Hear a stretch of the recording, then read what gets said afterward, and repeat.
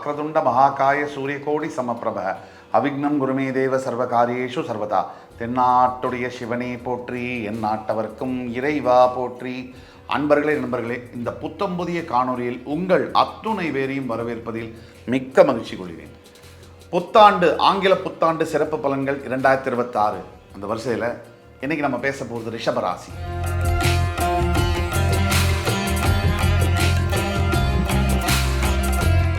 அடுத்த ஆங்கில வருஷத்தில் 2 முக்கியமான கிரக நிகழ்வுகள் இருக்குது. இன்னும் சொல்லப்போனால் 3 இருக்குது, முக்கியமானது 2 இருக்குது.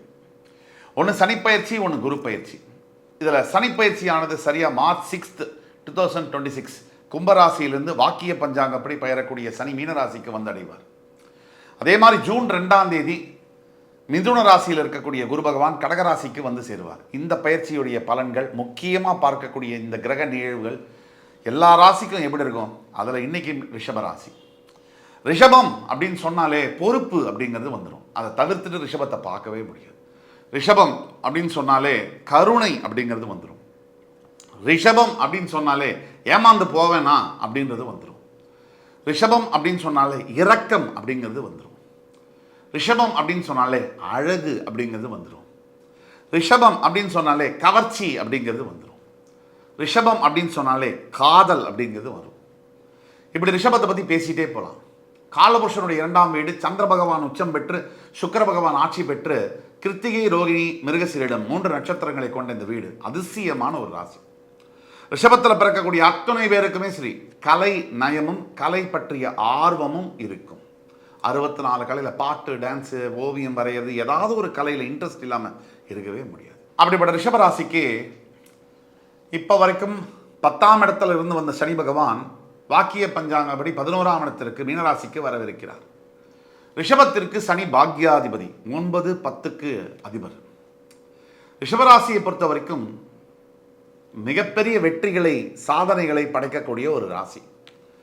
ஆரம்ப காலகட்டத்தில், குழந்தை பருவத்தில் ஏழ்மையான குடும்ப சூழ்நிலையில் வளர்ந்தும் ஒரு வயது ஆக 35-40 வயதுக்கு மேல் தன்னுடைய வீரியத்தை அப்படியே விஸ்ரோகம் எடுத்து ஒரு குடும்பத்தை காப்பாற்றி பசங்களை படிக்க வச்சு மிகப்பெரிய முன்னேற்றங்களை பார்த்து தன் ஆரோக்கியத்தை பணயமாக வைத்து உயிருடன் ஊசலாடக்கூடிய ஒரு ராசி ரிஷபம்.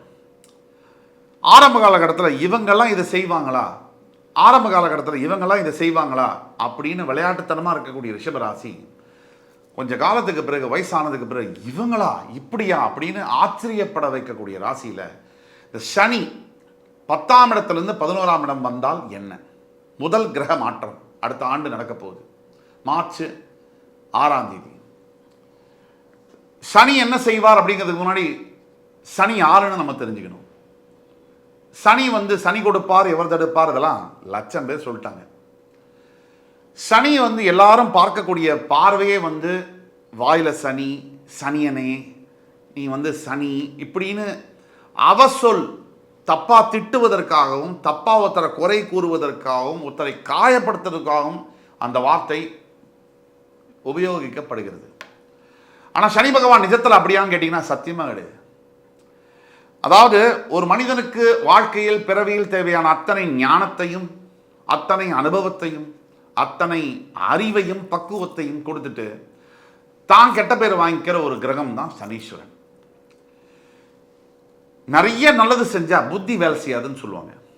அதாவது எப்பவுமே ஆனந்தமாக இருக்கிற மனிதனுக்கு பாருங்க, ஒரு மாதிரி அசமஞ்சமாக இருப்பாங்க. நல்ல சோகத்தில் உச்சகட்ட பிரச்சனையில் இருக்கிற மனிதனை பாருங்க, ஷார்ப்பாக இருப்பான். அவனுடைய கண்ணு, காது, வாயெல்லாம் உச்சகட்டத்தில் அப்படி ரெடி நிலையில் இருக்கும். இந்த போர் வரும்போது அப்படி இப்படி ரெடியாக இருக்கும், அந்த மாதிரி இருக்கும். இதே சந்தோஷமாக இருக்கணும் பாருங்கள், 5 புலனுமே அமைதியாக அடங்கி போய் ஒத்து போய் கம்முன்னு இருக்கும். நேர் எதிர்மாற நம்ம என்ன சொல்லுவோம்னா, பிரச்சனை வரும்போது தன்னால் எப்படி ஒரு உதாரணத்துக்கு சொல்கிறேன், உடம்புல ஒரு சின்ன காயம் பட்டுருச்சு அப்படின்னா நம்ம எல்லாம் தோன்றது அந்த காயம் ஐயோ புண்ணு, இந்த மாதிரி தப்பான விஷயம் அப்படின்னு. ஆனால் உடம்புல நீங்கள் காயம் பட்டதுக்கு அப்புறம் பாருங்கள், ஒரு உதாரணத்துக்கு இந்த மொட்டை அடிச்சுப்பாங்க, நல்ல கவனிங்க, முடி வளர்க்காதவங்க மொட்டை அடிப்பாங்க, மொட்டை அடித்தவங்க, முடி வளர்க்காதவங்க மொட்டை அடிப்பாங்க. மொட்டை அடித்த உடனே தலையில் உடம்புக்குள்ளே இருக்கக்கூடிய அத்தனை ஹார்மோன்ஸும், அத்தனை வைட்டமின்ஸ் அண்ட் மினரல்ஸ், அயன்ஸும் ஓ இங்கே முடியே இல்லை தலையில் அப்படின்னு சொல்லி எல்லா சக்தியும் மேக்சிமம் வந்து அந்த தலைமுடி வளர்கிறதுக்காக கொடுக்குமா. அதுக்காகவே மொட்டை அடிக்கிறோம். மொட்டை அடிக்க அடிக்க அதிகமாக வளரும்பாங்க. சின்ன வயசுலேயும் அதுக்காக தான் அடிக்கிறான். பிறந்த குழந்தைக்கு வழவழன்னு இருக்கும் முடி. அதுக்கப்புறம் மொட்டை அடிக்க அடிக்க தான் ஸ்ட்ராங் ஆகும். இந்த முடியுடைய லென்த்து, முடியுடைய டென்சிட்டி எல்லாம் ஸ்ட்ராங் ஆகும். இதை மாதிரி தான் வாழ்க்கையில் அனுபவங்களும் அப்படி தான். அதுதான் சனீஸ்வர பகவான் கொடுக்கக்கூடியது. சனி என்பவர் வந்து உங்களை பாதிக்கணும், உங்களை கெட்டது செய்யணும்னு கொடுக்கக்கூடிய கிரகம் அல்ல. நீங்கள் வந்து நல்லா இருக்கணும், பக்குவப்படணும், அடுத்த நிலைக்கு நீங்கள் போகணும். அடுத்த நிலைன்னு சொன்ன உடனே மனிதர்களுக்கு மிகப்பெரிய குழப்பம். நான் இப்போ மேனேஜராக இருக்கேன், டைரக்டராக வாங்கணும், அதான் அடுத்த நிலையா? சத்தியமாக கிடையாது. நான் இப்போ 5 கோடி வச்சுருக்கேன், 50 கோடி சம்பாதிக்கணும், அதுதான் அடுத்த நிலையா? உங்களை விட பைத்தியம் இருக்க முடியாது. நான் இப்போ வந்து 2 வீடு வச்சுருக்கேன், 10 வீடு வாங்கணும், அதுதான் அடுத்த நிலையா? அப்படின்னா நீங்கள் தான் பெரிய முட்டாள்னு அர்த்தம்.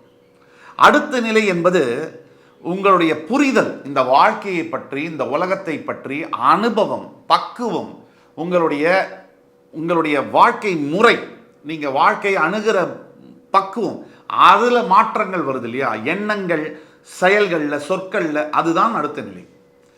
நல்ல சவுண்டு மைண்டு இருக்கிறவன் பேச்சே தெளிவாக இருக்கும். அதே மாதிரி அவன் செய்யக்கூடிய வேலையும் கச்சிதமாக இருக்கும். வாழ்க்கையில் எப்பேற்பட்ட பிரச்சனை வந்தும் பாருங்கள், காலரை வசதி விட்டு போயிட்டே இருப்பான். அதுக்கு என்ன காரணம்னா புத்தி தான் காரணம்.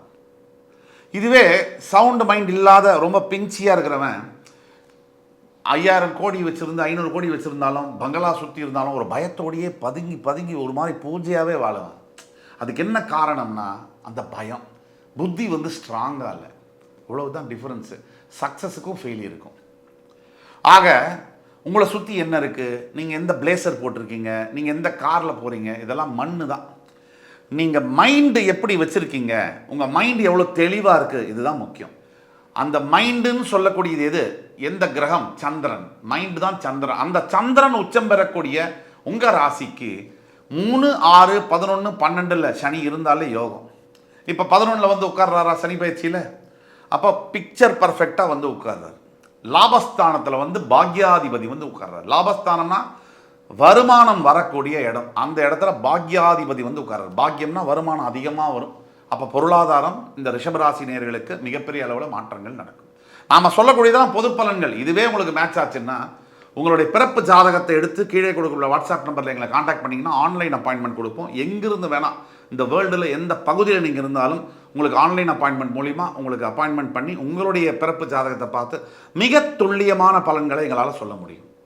ஆக ரிஷபராசிக்கு இந்த 7.5 சனி அப்படிங்கிறது, ஆக ரிஷபராசிக்கு இந்த சனி பயிற்சி ஆனது மிகப்பெரிய பலன்களை தரும். பொருளாதாரத்தில் முன்னேற்றம், அப்புறம் பிரிஞ்சு போன அந்த குடும்பத்தில் இருக்கக்கூடிய பெரியவர்களுடைய ஆசீர்வாதம், தாய் தந்தையருடைய ஆசீர்வாதம், பூர்வீக சொத்து கிடைக்கிறது, இடமாற்றங்கள் ஆவது, இப்படி பல தரப்புலையும் ரிஷபராசிக்கு உடல் ஆரோக்கியத்தில் இதுவரைக்கும் இருந்து வந்த பெரிய சர்ஜரிலாம் சக்ஸஸ்ஃபுல்லாக முடிஞ்சு நல்லபடியாக நடக்கிறது. இப்படி ரிஷபராசிக்கு டாப் கிளாஸாக இருக்குது 7.5 சனி.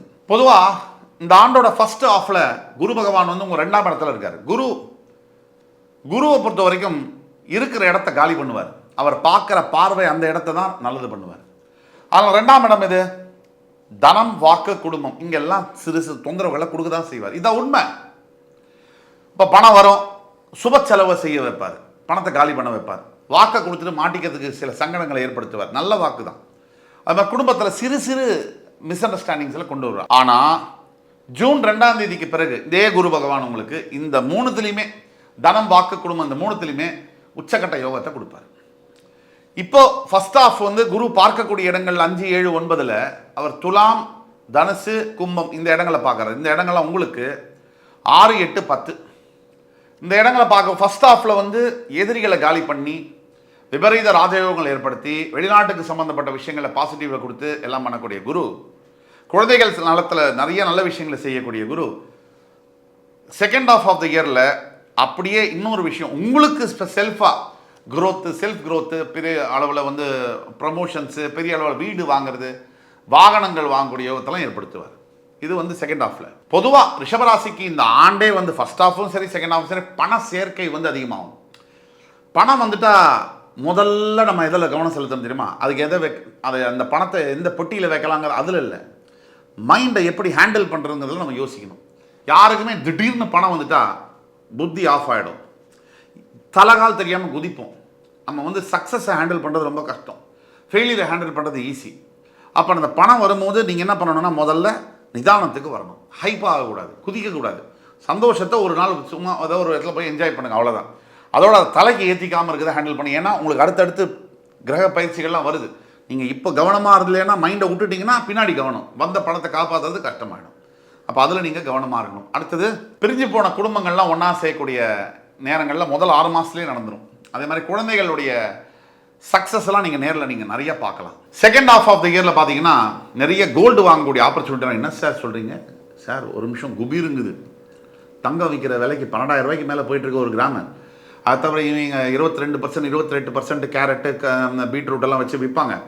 இதெல்லாம் வந்து எப்படி சார் வாங்க முடியும்? தங்கமெல்லாம் வாங்க முடியுமா? வீடு கூட வாங்கிடலாம், தங்கம் வாங்க முடியாதான்? கண்டிப்பாக அதுக்கேற்ற மாதிரி ஒரு சூழ்நிலையை ஏற்படுத்தி கொடுப்பார். கண்டிப்பாக ஒரு சுபகாரியம் வரும், தங்கம் வாங்கியே ஆகணும், வாங்குகிற பைசாவும் வரும், வாங்குவீங்க. எப்போவுமே சனி 11ஆம் இடத்துக்கு வரும்போது பெரிய கான்டாக்ட்ஸ் கிடைக்கும், பெரிய மனிதர்களுடைய கான்டாக்ட்ஸ் எல்லாம் கிடைக்கும், நிறைய ஸ்டேபிள் கான்டாக்ட்ஸ் எல்லாம் கிடைக்கும். இந்த 2025 ரிஷபராசியில் யார் யாரெல்லாம் தோல்வி அடைஞ்சிங்களோ அவங்களாம் 2026 மிகப்பெரிய அளவில் வெற்றியை நீங்கள் டெஃபினட்டாக பார்ப்பீங்க. இந்த வேலையில் இருக்கிறவங்களுக்கு வந்து பார்த்தீங்கன்னு சொன்னால் அற்புதமாக அதிசயமாக திடீர்னு ஆஃபீஸில் உங்களை மேலே மரியாதை கொடுக்க ஆரம்பிச்சிருவாங்க. அதே மாதிரி உங்களுக்கு திரும்பி ப்ரமோஷன் கொடுக்கலாமா, வெளிநாடு அனுப்பலாமான்னு யோசிக்கலாம், பண்ணுவாங்க. உங்கள் மேனேஜரே உங்களை மாதிரி கிடைக்காதுப்பான்னு உங்களுக்கே பயமாக இருக்கும். உண்மையை தான் சொல்கிறானா, பொய்யை சொல்கிறானா அப்படிங்கிற உள்ளூர் அந்த பயமும் இருக்கும். இந்த உறவுகள் மற்றும் திருமணம் இந்த சனி பயிற்சியினால் நிறைய சேஞ்சஸ் இருக்கும். அதாவது ஃபஸ்ட் மேரேஜ் முடிஞ்சு செகண்ட் மேரேஜுக்காக வெயிட் பண்ணுறவங்களுக்கு முதல்ல செகண்ட் மேரேஜ் நடக்கக்கூடியது. கல்யாணமெல்லாம் என் வாழ்க்கையில் சம்மந்தமே இல்லைங்கிறவங்களாம் டக்குன்னு கல்யாணம் பண்ணி வச்சுருவார். அதே மாதிரி குடும்பம் பிரிஞ்சிருக்கு, இந்த போலீஸும் வக்கீலும் சில விளையாட்டெல்லாம் விளையாடுவாங்க. ஃபேமிலி கேஸ் ஆகிடுச்சுன்னா அந்த விளையாட்டெல்லாம் முடிஞ்சு முற்றுப்புள்ளி ஆகி மறுபடியும் நீங்கள் வந்து குடும்பத்தோடு ஒன்றாக சேரக்கூடிய வாய்ப்புகள்லாம் கிடைக்கும். எப்போவுமே ஊர் 2 பட்டா கூத்தாடிக்கு கொண்டாட்டம் தான். இதை நீங்கள் நினைவில் வச்சுக்கணும். இதில் சிறு சிறு சிறு சிறு சங்கடங்கள் இங்கே வருமா அப்படின்னு கேட்டால் ஒன்றுமே வராது. ரிஷபராசியை பொறுத்த வரைக்கும் க்ளீன் இயர். இந்த 2026 வந்து 100க்கு 100 மார்க் கொடுக்கக்கூடிய இந்த வருஷமாக இந்த ரிஷபத்துக்கு வருது. இதில் பரிகாரம் அப்படின்னு நம்ம எடுத்தோம்னாலே முதல்ல இந்த சனி பயிற்சிக்காக கால பைரவருடைய படத்தை வீட்டில் வாங்கி வச்சு அவருக்கு பூஜை செய்வது. ஞாயிற்றுக்கிழமைகளில் கால பைரவ வாகனமான தெருநாய்களுக்கு வந்து நீங்கள் வந்து உணவு நீர் கொடுப்பது.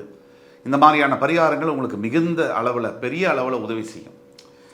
சில பேருக்கு வந்து மிருகங்களையே பிடிக்காது, ஏன்னா அவங்களுக்குள்ளேயே மிருகம் இருக்குது, அதனால் அவங்களுக்கு பிடிக்காது. சில பேருக்கு வந்து நிறைய மிருகங்களை பிடிக்கும். அன்பு அப்படிங்கிறது வந்து அதுக்கு உருவமோ இனமோ எதுவுமே தேவையில்லை, அந்த லாங்குவேஜே வந்து தனி. சில பேருக்கு ஹேட்ரட், அதுதான் லாங்குவேஜ்.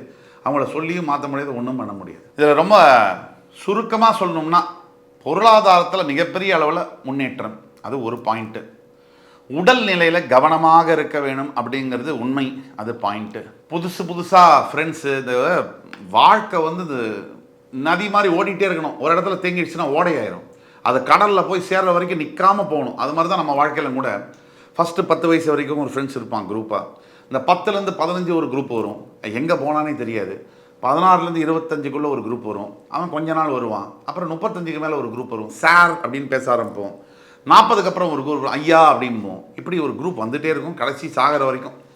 ஆனால் இதில் வந்து நிற்காமல் ஓடிட்டே இருக்கும். இந்த புதிய நண்பர்கள் வந்துகிட்டே இருப்பாங்க. இந்த வருஷம் நிறைய புதிய நண்பர்கள் வருவாங்க. புதிய முடிவுகள், புதிய முன்னேற்றங்கள், புதிய அதாவது கிரியேட்டிவிட்டின்னு சொல்லக்கூடிய புதிய கற்பனைகள், புதிய படைப்புகள் கூட நீங்கள் பண்ணுவீங்க. இந்த குடும்ப விஷயத்தில் எடுத்தீங்கன்னா சொன்னால் அட்டி தட்டி சண்டை, இவங்கெல்லாம் முடிஞ்சு போச்சு லைஃப், இவங்கெல்லாம் இனிமேல் கிடையாது அப்படின்னு சொன்ன இடத்துல கணவன்கிட்ட மனைவி சேர்றதும் மனைவிட்ட கணவன் சேர்றதும் நடக்கும். காதலை பொறுத்த வரைக்கும் கண்டிப்பாக 11ஆம் இடத்துல சனி வர்றதும் அடுத்தது கிட்ட வர போகிறதுன்னு அர்த்தம். ஸோ காதலிக்கிறதே 7.5 சனி 8 சனி இருந்தால் தான் காதலே பண்ண முடியும்னு நான் சொல்லியிருக்கேன். அப்போ காதலிக்கிறவங்களுக்கு கண்டிப்பாக வந்து இந்த ஆண்டு திருமணம் நடக்கக்கூடிய யோகங்கள் இருக்குது. ஒட்டு மொத்தத்தில் குடும்பம், செல்வத்தில் நல்ல மிகப்பெரிய இது, மன நிம்மதி, நல்ல ஒரு கடவுளுடைய அனுகிரகம், இதெல்லாம் நிறைந்த ஆண்டாக 2026ஆம் ஆண்டு ரிஷபராசிக்கு வருது அப்படின்னு சொன்ன வகையில் வெற்றி உங்களுக்கு தான். எப்படி பயன்படுத்திக்கிறீங்க, உங்கள் மனசை எப்படி பக்குவப்படுத்திக்கிறீங்க, தியானம் ரொம்ப முக்கியம். குறைஞ்சது 5 நிமிஷம் தியானம், இதை மட்டும் பண்ணிட்டீங்கன்னா உங்களை ஜெயிக்க யாராலையும் முடியாது. இந்த காணொலி உங்களுக்கு பிடிச்சிருக்குன்னு நம்புறேன். அடுத்து வரும் வேறொரு நிகழ்ச்சியில் வேறொரு சந்தர்ப்பத்தில் உங்களை மறுபடி சந்திக்கும் வரை உங்களிடமிருந்து விடைபெறுவது உங்கள் சுபாஷ் பாலகிருஷ்ணன். நன்றி, வணக்கம், வாழ்க வளமுடன்.